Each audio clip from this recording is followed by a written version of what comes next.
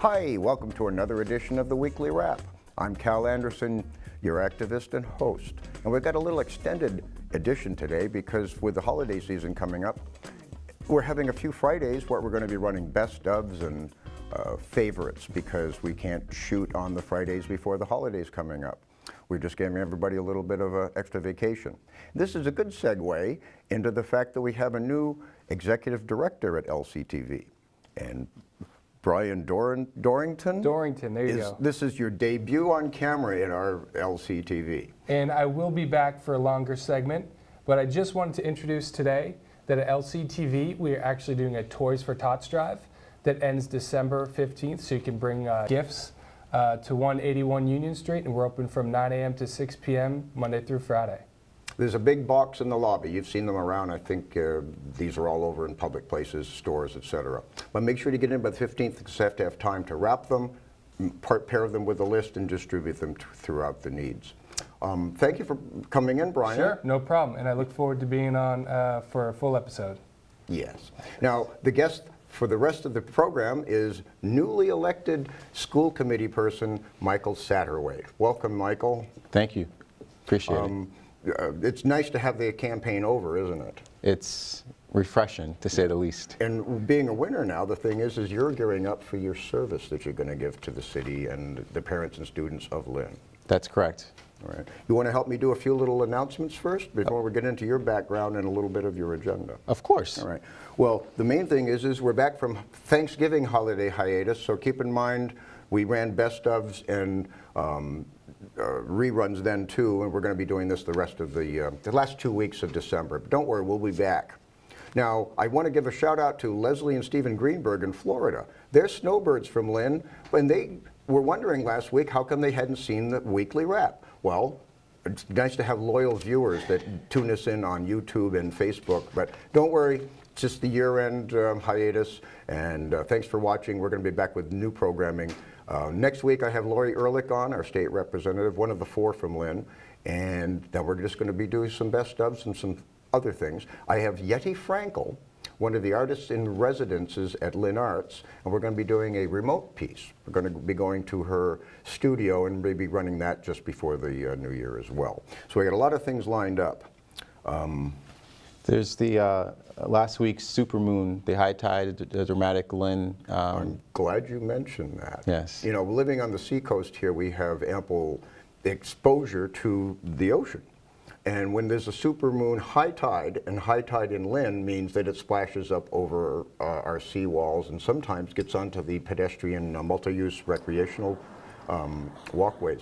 And I was down last Tuesday, and I just happened to be there taking some footage, and I just wanted to share a little bit of that for you. This is what happens when you live in a wonderful coastal community and you're just able to use nature's awe. Aren't you just inspired by this? It's amazing. We have the beach, we have the woods, we have so many great things in our city, and growing up we used to go down during hurricanes to see how high the waves went and how far the water went, so it was great. Just always make sure that you do it with care. Correct. You know, just don't go down willy-nilly. You know, have people with you, know where you are, don't risk your life. Watch it, don't get involved with it. If you're close enough to get wet, you're too close. It's very true. And it is the holiday season. I can tell. Walking in, you have the stockings already there, and the studio is amazing. This is great. Obviously, Lynn Community Television is ready for the holiday season. We went right from the fall colors to the year-end holiday colors, and our interns Megan and Ryan did a good job festooning the lobby for us. So let's just get to Michael Satterwhite's background. Tell me about your family and what moved you to run for school committee. So I'm a lifelong Lynn resident. I'm from the Satterwhite family, and I've lived here mainly my whole entire life. I went through Lynn Public Schools, and I'm married to Andrea, and her family is also a Lynn family, the Battles, and she's gone through all the Lynn Public Schools as well. We have 2 daughters, a 9-year-old who's in the 4th grade, and we have a newborn who's 6 weeks this week. And 6 weeks? Yes. I saw you with the baby. I wasn't sure how old that was a few weeks ago at church. She's definitely growing. She's gained 3 pounds, almost 3 pounds the past month, and 2 inches, so she's now 20 inches. So it's been great. Obviously, the other reason for me running, as a profession, my daytime job, I'm actually a lawyer, and part of my practice, I actually represent families that have kids with special needs and that are on IEPs and not getting the services or accommodations that they need. So I saw that need. I saw the fact that my kids are in the schools, and we definitely needed to do something different. So I have ideas, and I said, you know what, I'll run. And I ran, and I was successful in that run. So it's very exciting. It's very exciting. It gives credibility when somebody runs and seeks an office and gets elected that has a vested interest and experience. Now, not everybody has experience with the special needs, but you have a background and a need, and see the need in Lynn to address that in your legal life. But now it transcends over into your school committee job as well. I agree. And I just got an email with the job posting for the administrator for the special needs, and the job closes on January 5th. So I'm glad that I'll be able to partake in the selection of that important position that needs to be filled in the public schools in Lynn. Wonderful. Talking about public schools, the last few years there's been the buzzword charter schools, charter schools, charter schools. It was a ballot question last year where the voters of the Commonwealth voted against any expansion of charter schools. Now, I got a question that I think some viewers are wondering. Is Lynn still expecting a charter school or two, or improvements to the one that we already have, because there's stuff in the pipeline, or is that all squashed now, or just how does that work? And what is your feeling yourself on charter schools? Well, that's funny, because we do have a charter school, it's KIPP, and I've heard many success stories from KIPP students that they did very well at that school, and that's great. But what we fail to hear or even talk about in our discussions is the fact that we have many success stories with kids that actually attend our public schools. And that's something that is absolutely missed. And not only that, I just ran for and was elected to be on the school committee, okay? That's democracy at work. You're not going to get that with charter schools. You know, who do you hold accountable? They just don't elect me the next time around, or the people, if they don't like the superintendent or the way the schools are working. So it's democracy at work. So the more charter schools you bring in, the more you're privatizing schools, and then the less accountability you're going to have from these people. And I actually spoke about that last night. It's not out of the pipeline. KIPP is asked to expand again for another 1,600 seats. Yes, I know about that. And then there's another a school that wants to become a charter school in Lynn, and they've applied for applications, I believe, 4 or 5 times in the past 5 years. Right. And they've now, been, did the voters' decision back, the ballot question, preclude that from happening? no, That's actually, what I'm wondering, is that in the no, pipeline already? there's a board of people that can approve the expansion, that they're not dictated or bound by the votes of the voters.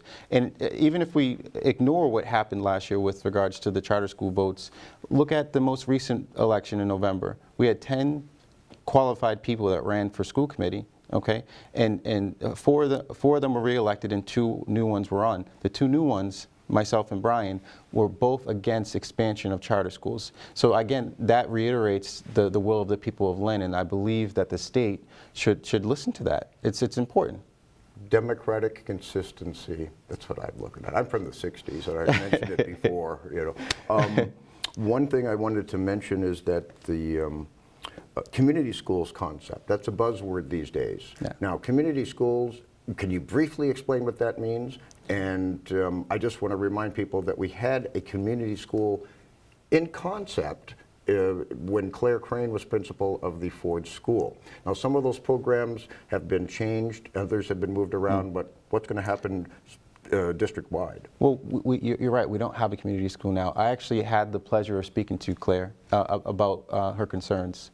She came to one of my first launch parties for my campaign and talked to me about what her concerns were. We need community schools, because community schools do more than just cater towards the student. Community schools are used for parents that maybe speak English as a second language and they want to learn English.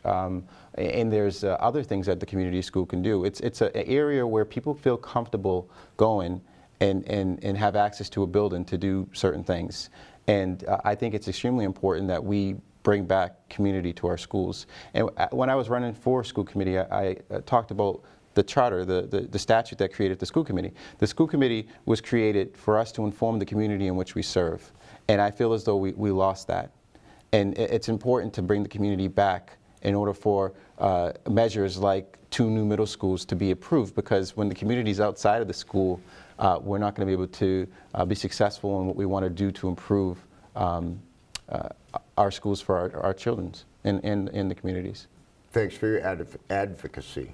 Now, I want to mention something. A couple of years ago, there was a brand new elected school committee person, and I pitched an idea to that I'd heard about from my niece in Leominster. I brought up the idea that if we have a New England school system, of course snow days are reality.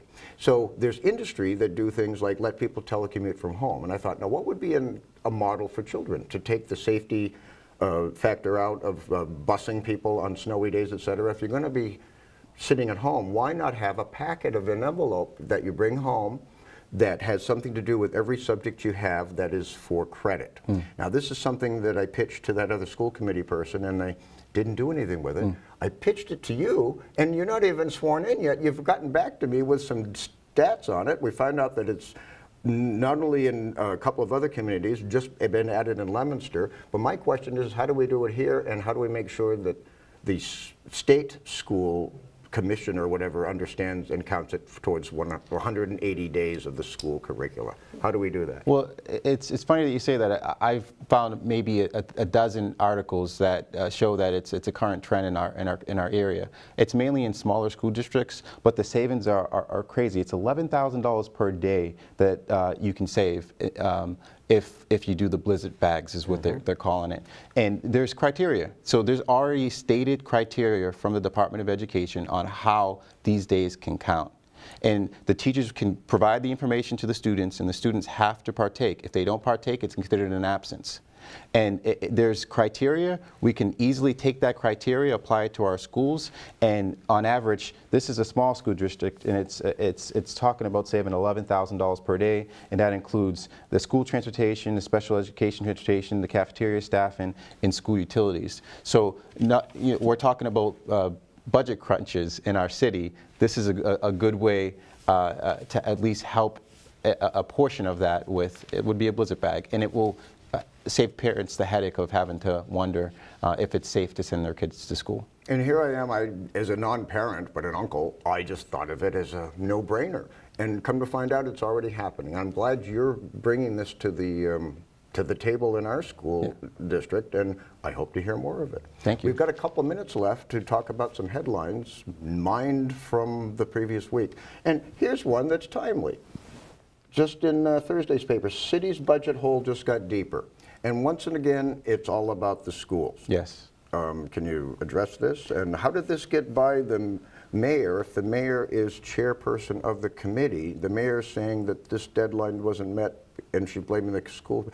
I'm confused. Yeah. Talk to me like I'm a 2-year-old and explain this to me. Well, under the current formula, we have to spend a certain amount of money in order for the state to give us a certain amount of money. And if we're not spending the money we need to spend, we get penalized. Here it looks like the article was talking about between $5 or $7 million that weren't spent. Yes. And that's an issue. We have issues in our schools where we can definitely spend these monies on. So I'm not sure what took place. I wasn't involved with regards to the budget. I know that there's a question with regards to when we have to issue the budget and when the state requires it, and sometimes there's a little overlap. But we need to heed to the direction that we're receiving from the Department of Education. All right.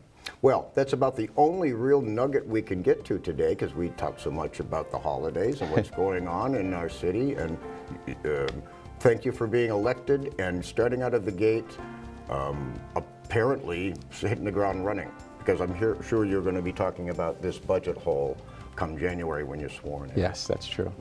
So, Michael Satterwhite, thanks for being here, and I'm going to let you close the show. Until next time, in every way and every day, keep loving Lynn. Thank you.